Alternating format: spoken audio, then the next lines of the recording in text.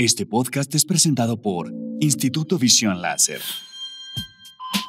Hola, soy el Dr. Juan Carlos Serna, cirujano oftalmólogo e investigador preocupado por tu salud visual. Hoy quiero que hablemos de tus ojos. Hablemos sobre lo que ya sabes, lo que no y lo que deberías de saber para cuidarlos. Hablemos de tus ojos de la mano de otros expertos que volverán de este podcast tu fuente de confianza en salud visual.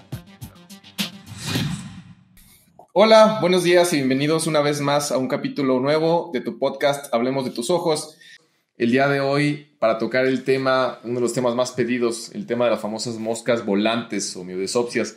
Ahorita con mi invitado platicaré un poco de todos los términos que le dice la gente. Me permití invitar a un colega, no tengo el gusto de conocerte en persona, Gerardo, pero estoy seguro que pronto será así, y también muy movido en redes sociales. Es el doctor Gerardo González Saldívar. Es oftalmólogo con especialidad en retina y alta especialidad en cirugía y patología macular, profesor de la Clínica de Retina en la Universidad Autónoma de Nuevo León y socio fundador del Instituto de Oftalmología Monterrey. Gerardo, bienvenido. Juan Carlos, muchas gracias por la invitación. La verdad, como comentas, es un tema sumamente interesante.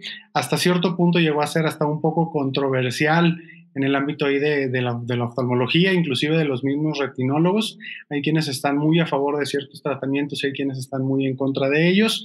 Un honor para mí estar con ustedes. Ojalá y podamos tener una discusión muy abierta y vasta para todos en el día de hoy. Perfecto. ¿Y quién mejor que tú para platicar sobre este tema tan importante? Antes a lo mejor de empezar en toda la dinámica de los tratamientos y eso, pues obviamente la pregunta inicial sería para ti, ¿qué son o a qué le llamamos las famosas moscas volantes? ¿Cómo lo describirías a las personas que nos escuchan? Mira, Juan, te platico. Yo creo que la forma más fácil es de comentarlo. Voy a tratar de simplificarlo. Quizá no sea bajo vamos a decir, el criterio científico más adecuado, pero creo que es la forma más fácil de hacer un entendimiento. Estas moscas volantes o miodesopsias, como es el término médico correcto, tiene que ver con esas pequeñas manchitas, esos pequeños flotadores, esos pequeños arañitas que inclusive a veces llegan a comentar. Realmente hay muchas maneras en las que los pacientes suelen llamarle. Hay quienes llegan diciendo que son cabellos y llegan sacudiendo la mano frente a la cara. Hay quienes piensan que son inclusive ciertos insectos y que piensan que van por el piso. Entonces, la verdad es un motivo de consulta muy común. ¿Qué es lo que pasa? El vitrio, que es el gel que tenemos adentro de nuestro ojo, cuando nosotros nacemos, imagínate como si fuera una uva, ¿ok? Al momento en que nosotros vamos envejeciendo, ¿qué va pasando con las uvas? También cuando envejecen, pues se hacen pasas, ¿no? Y en estas pasas, ¿cuál es la gran diferencia? Aparecen arrugas. Entonces, imagínate que en el vitrio, al momento en los que estamos jóvenes, pues realmente es completamente duro, y al momento en que va envejeciendo, va perdiendo esta, vamos a decir, consistencia, y hace que aparezcan estas como pequeñas arrugas que son las que realmente nosotros alcanzamos a ver. Y realmente son, de hecho, no es que veamos estas, vamos a decir, estas condensaciones en el vitrio, sino lo que vemos son las sombras que son generadas por estas mismas condensaciones. Por eso es que los pacientes, si hacemos el interrogatorio y quienes tenemos, porque la gran mayoría de los pacientes, si no inclusive de la población, las vamos a tener, las vamos a ver muchísimo más en lugares muy bien iluminados, paredes muy blancas o paredes blancas de colores claros, viendo al cielo. ¿Por qué? Porque es entonces cuando la luz viaja directo a través de nuestra pupila que choca, por así decirlo, con estas condensaciones, y entonces es que generan esta sombra. Por eso es que son también de este color característico grisáceo, ¿no? Que solemos verlas en ocasiones y no verlas, inclusive, como suelo decirle a mis pacientes, y esto es verídico, lo digo de manera de broma, que yo les llamo las manchas de la ociosidad. Les digo, ¿por qué? Me dice, ¿por qué, doctor? Le digo, porque las ves cuando no estás haciendo nada. Realmente cuando uno se pone a hacer cualquier otra actividad, perdemos totalmente de ver o de obstaculizar vamos a decir, condensaciones, que entonces no las vemos. Sin embargo, si nos volvemos a sentar y empezamos a ver a través de la pared y a mover los ojos o a moverlos, dice, mira, ahí está, se va moviendo, las puede uno hasta seguir. Entonces, realmente, en la gran mayoría de las veces podemos omitirlas, y por eso es que son tan inconsistentes. Sin embargo, la primera vez que las vemos llaman mucho la atención, pues porque piensas que hay algo dentro de tu campo y dices, bueno, algo normal está pasando. Sin embargo, con el tiempo la gran mayoría de los pacientes suelen acostumbrarse a ellas y entonces suelen no ser tan molestas. Sin embargo, como aquel que las busque las va a encontrar, ¿verdad? No sé si tú yo tengo una franca en mi ojo derecho, que al momento inclusive tengo que mover un poco la cabeza para que se mueva cuando llega a aparecerse, pero es algo sumamente común. Perfecto. Fíjate que nunca había escuchado ese término de las manchas de la ociosidad, pero creo que aplica totalmente porque sí, va de la mano. Ahorita tocaste un par de temas que me gustaría indagar un poquito más contigo. Hablabas de lo frecuente que es. No sé si nos puedas hablar un poquito de eso, sea con base estadística, sea en tu consulta. ¿Qué tan frecuentes son? O sea, porque a lo mejor es un tema de ahí están, a lo mejor qué tan frecuentes lo ven los pacientes, qué tan frecuente es un motivo de consulta, ¿no? A veces también viene la consulta, una revisión, y ya terminaste la consulta y te dicen, oye, también de repente veo esto, ¿no? O sea, ¿existe como alguna frecuencia que tú le puedas contar a la gente? Si somos honestos, vamos a decir que la pregunta es muy amplia. ¿A qué me refiero? Como tú mismo dijiste, ahí están. O sea, realmente todo mundo las va a tener, todo mundo las va a percibir en algún momento. Eso no significa que tengas que o que sean un motivo de consulta. Entonces, por eso se habla de que la patología está subdiagnosticada. Como un dolor de cabeza. Si tú me preguntas quién es la población que tiene dolor de cabeza, todos han tenido un dolor de cabeza y no por eso hace que vayas a consultar. Entonces es exactamente lo mismo con las miodesopsias. Realmente todo mundo las va a tener, inclusive suelen aparecer a partir de los 18 años de edad. Conforme vamos envejeciendo, mayor van a tener más incidencia. ¿Por qué? Volvemos a la misma, vamos a decir, analogía de la uva. Mientras más tiempo dejas esa uva que vaya secándose, pues más arrugas van a aparecer, más notorio va a ser. Entonces, digamos que suele tener un pico de incidencia alrededor de los 18, 20 años de edad, vuelve a tener otro pico importante alrededor de los 40, 45 años de edad y un último pico alrededor de los 60, 65 años de edad. Como motivo de consulta, la población que más comúnmente acude es la población de los 40, 45 años de edad, que es cuando yo creo que es cuando ya empiezas a preocuparte también un poco por la salud. A los 16, 18 años dices, puedes con el mundo, ¿no? Entonces realmente no te va a estar preocupando el hecho de que veas unas pequeñas manchas ocasionales. Ahora, es importante mencionar que no toda miodesopsia es miodesopsia. ¿A qué me refiero con eso? El hecho de que aparezcan estas, o sea, de no tener, a tú notarlas, no significa que, bueno, son miodesopsias, no voy a consultar porque el doctor Gerardo dijo que pues son miodesopsias. No es así, ¿ok? La gran mayoría de las veces va a ser esto. Sin embargo, existen muchas otras patologías que pueden asociarse o que dentro de sus manifestaciones pueden ser estas pequeñas manchas. ¿Cuál es la más común y la más importante a descartar? Un desprendimiento de retina regmatógeno. En el momento en que nosotros podemos llegar a tener un desprendimiento de retina, en ocasiones alguna venita o arteria que pase por ahí puede llegar también a romperse. Y al romperse ocasiona un pequeño sangrado y es entonces donde puede haber un brote o una aparición de también unas pequeñas manchas oscuras. Entonces, la posibilidad de que las miodesopsias lleguen a ser un desprendimiento de retina es muy baja.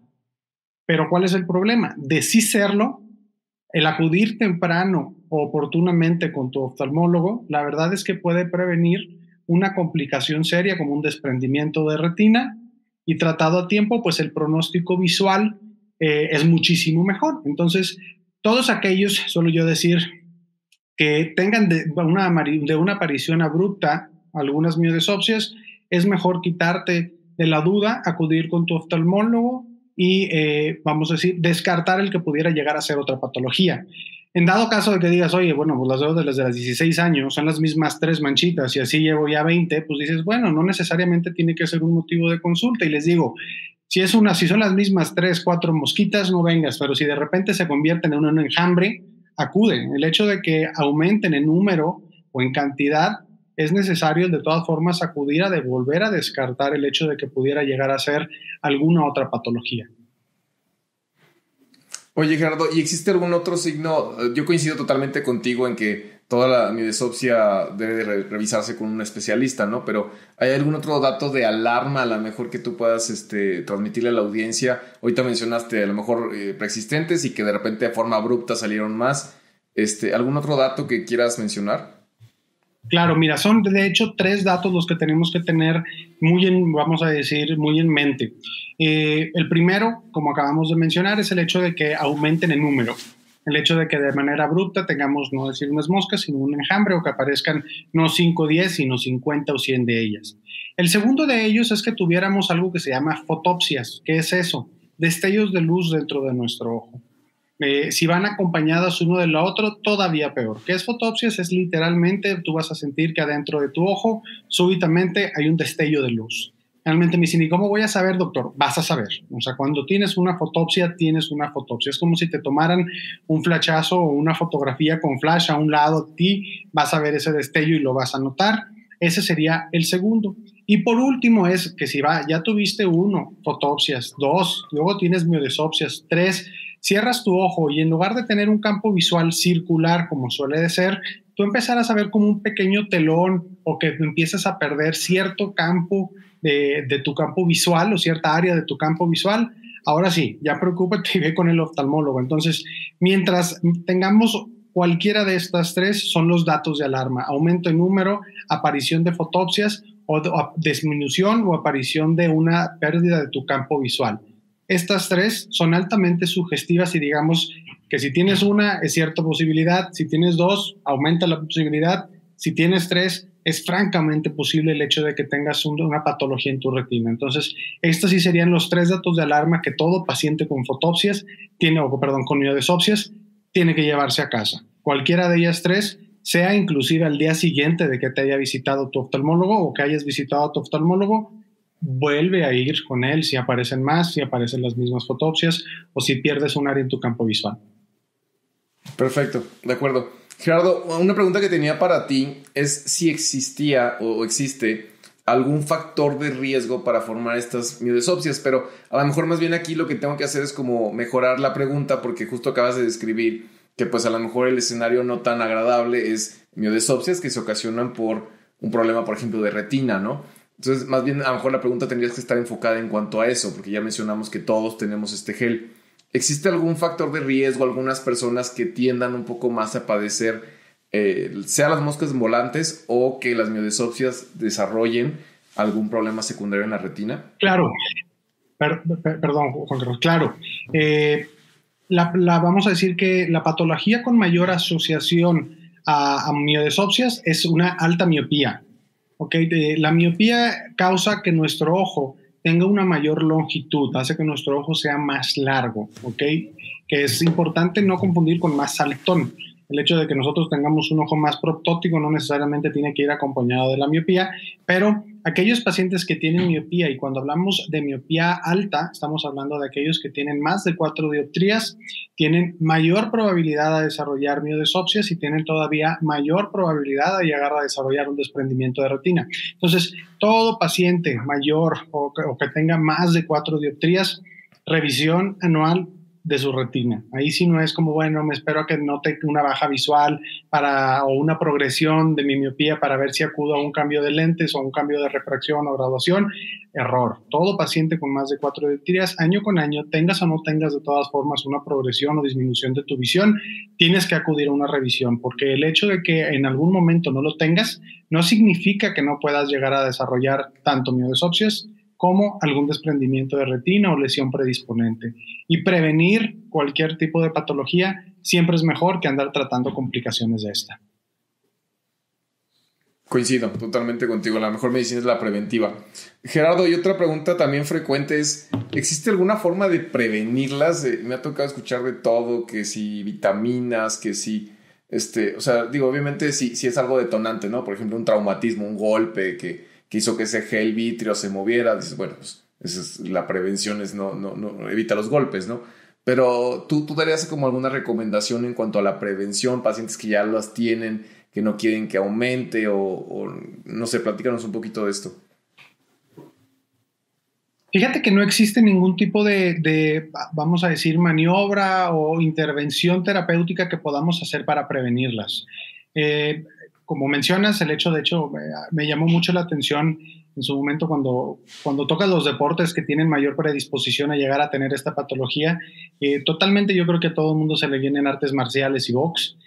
Totalmente, yo creo que todos podríamos pensar en jugadores de fútbol americano. Sin embargo, una patología que me llama mucho la atención es los que hacen clavados. Fíjate que también existe mayor predisposición y dices, bueno, pues también tiene que ver con el impacto que pueden llegar a tener con la misma cabeza o el impacto que tienen tras romper la tensión superficial del agua. Entonces, bueno, ellos también tienen mayor predisposición a llegar a desarrollarlas. Ahora, que existiera algún tipo de vitamina, algún tipo de intervención para prevenir el desarrollo de esto, cualquiera que lo diga es falso. No existe una manera en que nosotros podamos disminuirlo. Es como si dijéramos Botox para las arrugas, pues bueno, aquí lamentablemente no hay un Botox que pueda prevenir que nuestro vitrio llegue a desarrollarlo.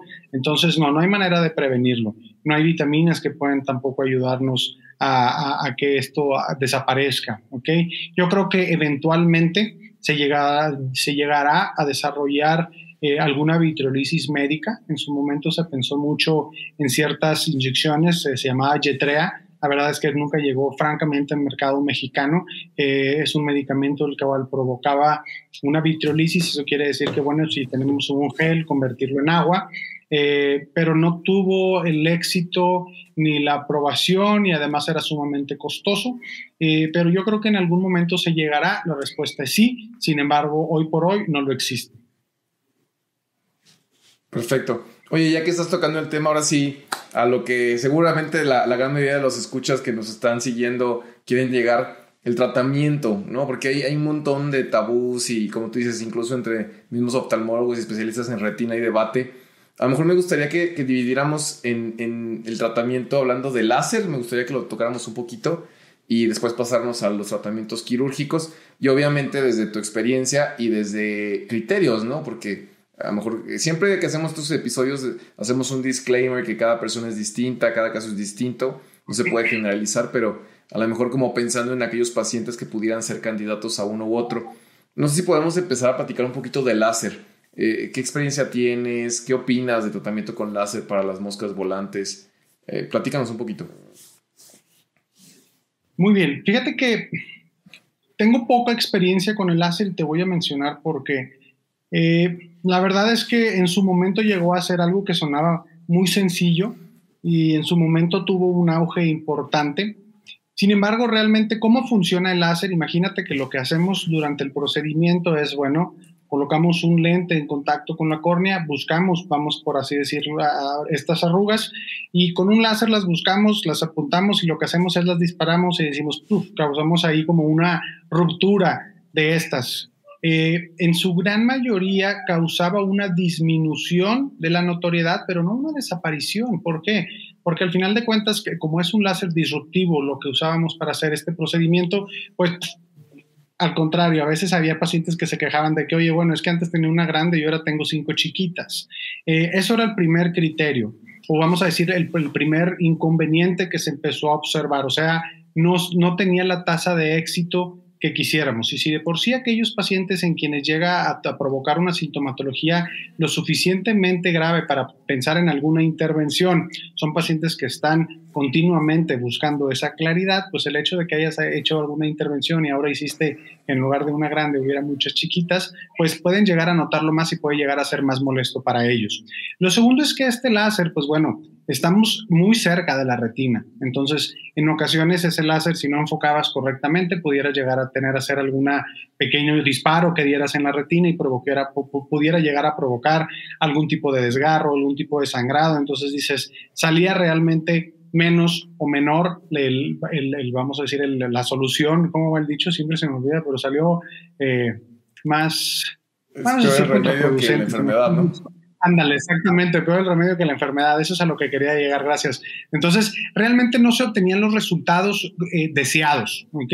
Estoy totalmente de acuerdo en que, como tú bien dices, esto es algo sumamente personalizado y que sí tendría algún paciente bajo características muy especiales en donde fuera quizá una sola miodesopsia grande, que estuviera central y que fuera más que todo el moverla de ahí o de hacerla pequeña para que no fuera sumamente notoria, siempre platicando con el paciente de los efectos que pudiera llegar a ocurrir, pues la pudiera hacer. Sin embargo, no es mi método de abordaje para esto, porque te digo, no fue el éxito o la tasa de satisfacción, que es como se mide, por así decirlo, lo que tiene que ver con el retiro de los flotadores, que es la tasa de satisfacción. Eso quiere decir, pues aún y que estén ahí, el paciente simplemente esté satisfecho con resultados, ¿no?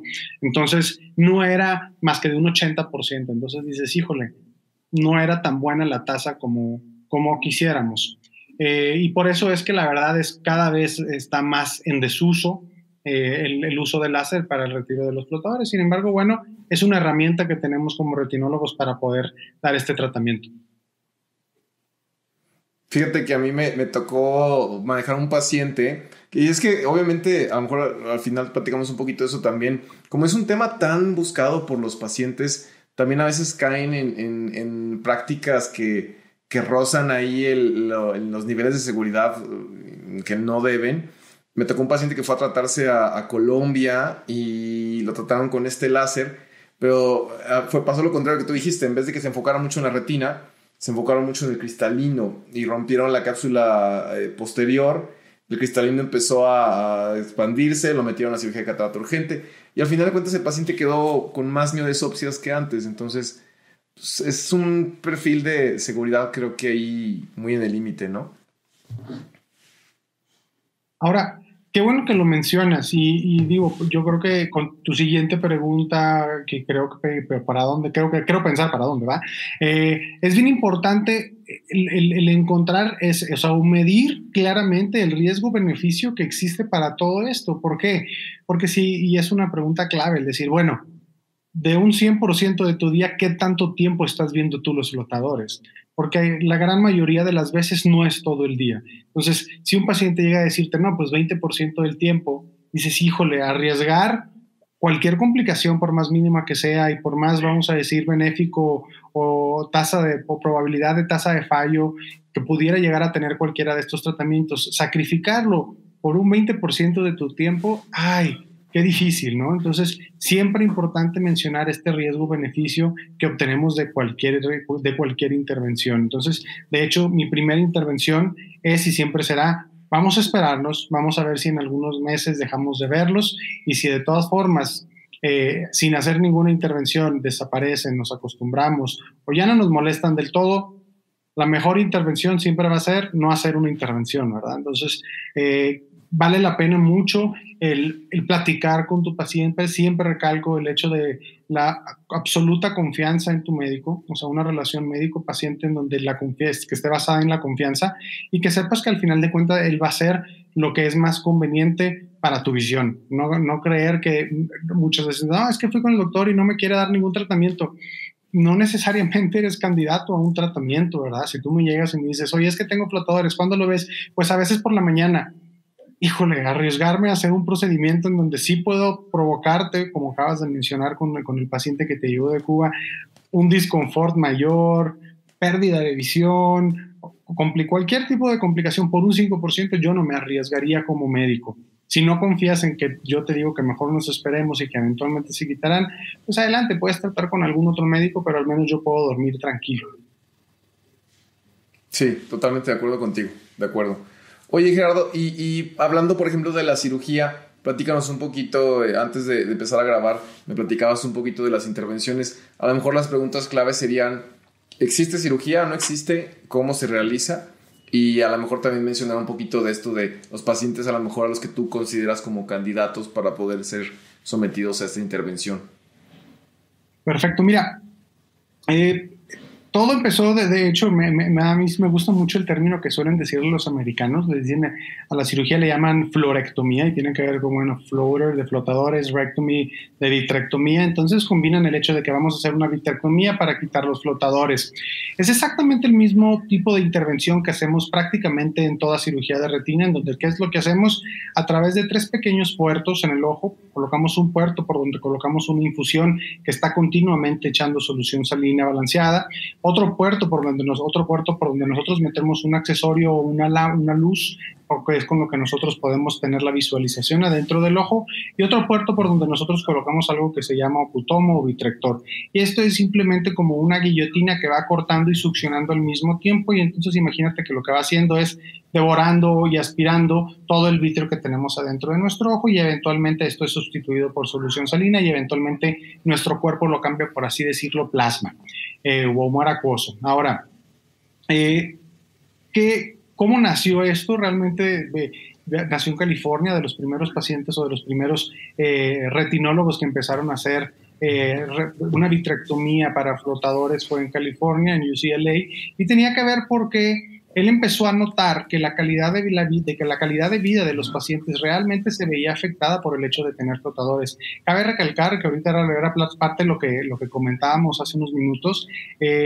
Yo realmente no había caído en la notoriedad de lo que pudiera llegar a implicar en la calidad de vida hasta que tuve un paciente, su nombre, no voy a decir, pero después se hizo muy amigo mío porque la verdad aprendí mucho de su mano, de realmente la sintomatología que pudiera llegar a provocar. Él sabe que platico su caso porque lo platico seguido.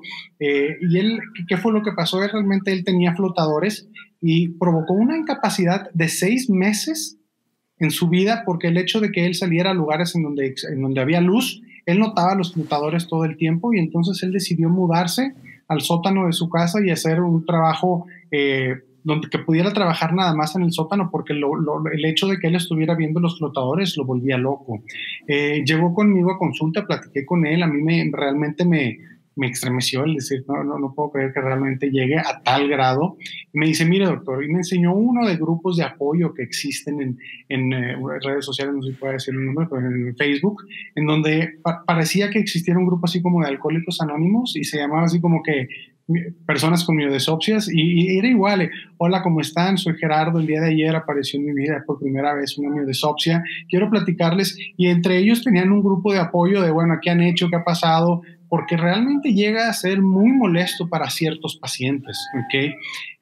Entonces, bueno, el retinólogo que te digo en California decide decir, bueno, pues si realmente es tan molesto y voy a hacer lo mismo con un poco menos de riesgo, pues voy a hacer esta vitrectomía, ¿no? Entonces, realmente vamos a decir, el advenimiento de calibres cada vez más pequeños, de cirugías o plataformas quirúrgicas, pues donde tenemos la verdad un control prácticamente absoluto de lo que pasa dentro del ojo de nuestro paciente, fue evolucionando a que el hecho de hacer una vitrectomía puede llegar a convertirse en una cirugía mínimamente invasiva. Te estoy hablando de calibres 27, eso quiere decir ¿qué te puedo decir? Yo creo que el calibre más pequeño con el que se llegan a realizar cirugías en todo el cuerpo humano, en donde el tiempo que te puede llegar a tardar una cirugía debe ser alrededor de unos 20-25 minutos en hacer una florectomía, y los resultados de tasas de satisfacción se empezaron a ver sumamente altos. Te estoy hablando de 95% de los pacientes tenían una satisfacción de ya no veo flotadores. Entonces, al principio fue muy controversial por el hecho de que, oye, estás haciendo una vitrectomía, o sea, realmente una intervención totalmente intraocular, quitando el vitrio, en donde la gran mayoría de las veces es para cirugía de rescate, para poder rescatar la visión, y de repente tú sales con que quieres nada más quitar flotadores, ¿no? Entonces se hicieron dos grandes bandos de es correcto el quitarlos para mejorar la calidad de vida de nuestros pacientes, contra es totalmente absurdo que metas tanto o que te asumas tanto riesgo para hacer la cirugía. Y le empezaron a llamar la vitrectomía californiana.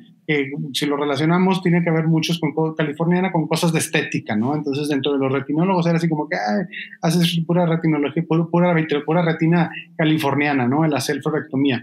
Sin embargo, ya a lo largo de los, vamos a decir, de los años, se ha visto que la tasa de éxito, de satisfacción que te digo que se menciona, sigue siendo alrededor del 95%, y la tasa de complicaciones es sumamente baja, ¿ok? Bien hecha, tomando los criterios y siempre midiendo esto que te digo, riesgo-beneficio de nuestros pacientes. La tasa la tasa de complicaciones es menos del 10%. Entonces dices, híjole, la verdad es que una intervención pequeña con muy poco riesgo, la gran mayoría de los riesgos que llegan a existir prácticamente tratables, y dices, y la satisfacción de los pacientes es tanta que lo que te mencionaba, existe algo que se llaman QALYs, que quiere decir años con calidad de vida. Es una medida que toman muchos estudios de calidad de vida, que se hizo para los pacientes que tuvieran flotadores, y se describió que pacientes con flotadores preferían vivir 10 años menos con tal de que les quitaran los flotadores. O sea, ellos decían, yo prefiero tener 10 años menos de vida pero con calidad de vida, o sea, quitándome los flotadores. Entonces, ya que escuchas eso, dices, híjole, yo no sé qué cosas llegaría yo a someterme a una cirugía sacrificando 10 años de tu vida. Entonces, ya que cuando entendí eso, fue cuando dije, ¿sabes qué? Realmente esto de la florectomía es algo que tiene un impacto en tu paciente y son pacientes generalmente que no son comprendidos. Ahora, criterios, es bien importante, que era lo que mencionabas. En mi caso, y realmente son los criterios que maneja la Sociedad de Retina Europea, son 3. El primero de ellos es: no opero a ningún paciente que tenga menos de 6 meses con aparición de flotadores. ¿Por qué? Porque primero hay que dar tiempo al tiempo. La gran mayoría de las veces estos mismos flotadores no nos podemos llegar a acostumbrar a ellos, o inclusive pueden a veces llegar a moverse de nuestro campo visual, y entonces, ¿por qué tendríamos que hacer una intervención? Entonces, primero, cumplir 6 meses con flotadores. Segundo, y este es bien importante, Juan Carlos, ¿por qué? No sé si te ha tocado tener pacientes donde tú dices, se quejan de flotadores y luego tú te asomas y no los ves. Entonces, es bien importante tener un estudio de imagen en donde los demuestres, ya sea a través de un OCT, un estudio de una tomografía óptica, una coherencia óptica, con una técnica que se llama EVI, eso quiere decir Enhanced Vitreous Image. Vamos a decir que en lugar de tener un enfoque en la retina, quiero tener un enfoque en el vitrio. Entonces se enfoca un poco más anterior de esta interfase vitreoretinana, y aquellos pacientes que suelen tener flotadores se notan, se evidencian. O sea, es una manera en que tú le puedes decir a tu paciente, eso que tú estás viendo, aquí está. Segunda imagen fue por ecografía. Entonces tú también tomas una ecografía modo A y pues alcanzas a ver en el video en donde, bueno, pues todos los flotadores se están moviendo adentro del ojo.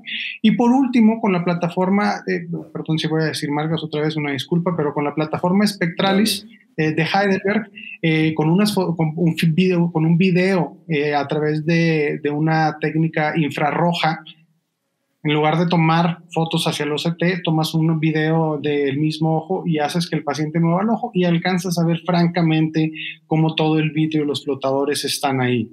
Es bien importante mostrarlos por 2 cosas. Uno, que el paciente entienda, porque muchos de ellos llegan inclusive a pensar que puede llegar a volverse algo hasta cierta locura, ¿no? El dije, híjole, y si no los estoy viendo, y si realmente es algo que está en mi cerebro y no es algo que está en mi ojo. Entonces eso, uno, primero los calma. 2, te sirve a ti como médico para evidenciar cuando los quites. Es decir, aquí estaban, ahora ya no están. Entonces es importante, ¿por qué? Porque ellos pueden llegar de todas formas entonces a notarlos, o pueden ocurrir ciertos otros factores que pudieran llegar a decir, mira, mi trabajo como médico va a ser quitar todos estos flotadores, aquí están, y postoperatorio los enseñas.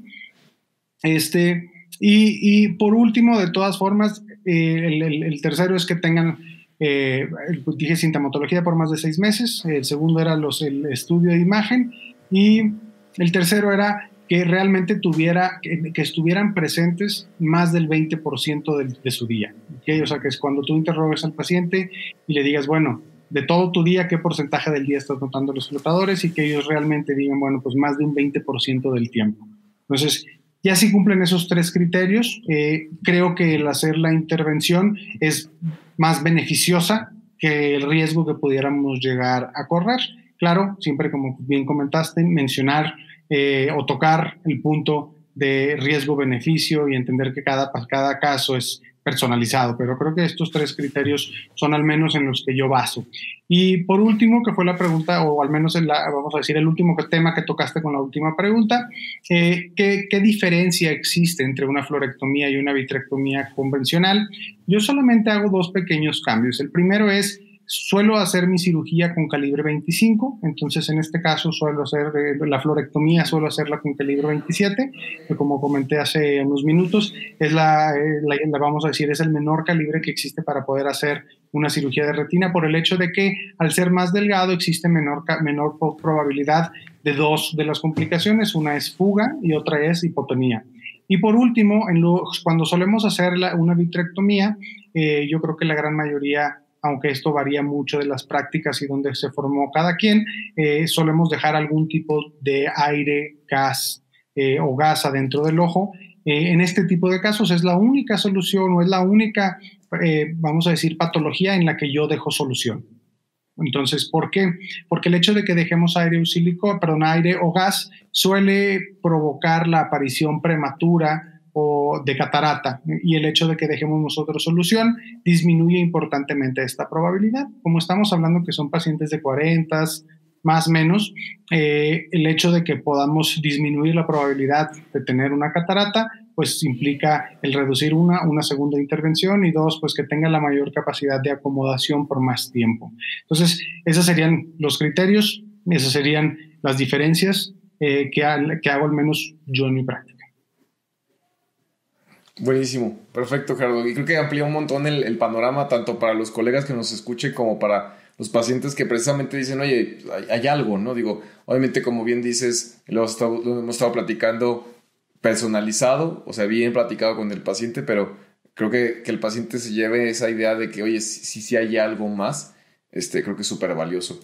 Gerardo, acercándonos un poquito al final, si tú quisieras dar un mensaje con el que quisieras cerrar, que las personas que nos acompañaron en este episodio se lleven, sea recalcar alguna recomendación o sea dar algún tip o alguna perla para las personas que nos escucharon, ¿cuál sería? Una sola idea. Híjole, desde el punto de vista de pacientes, yo diría que importante que los flotadores es un motivo de consulta, como bien dijimos, la prevención, o sea, el hecho de que aparezcan más o aparezcan por primera vez, vale la pena el que tú estés tranquilo como paciente y acudas a una valoración oftalmológica. En cuanto a los médicos, o desde el punto de vista para los oftalmólogos que nos están viendo, la verdad, escuchen a sus pacientes. No por el hecho de que uno u otro no esté convencido de que el resultado o el riesgo es más beneficioso para ellos, escúchenlos, y si realmente ellos tienen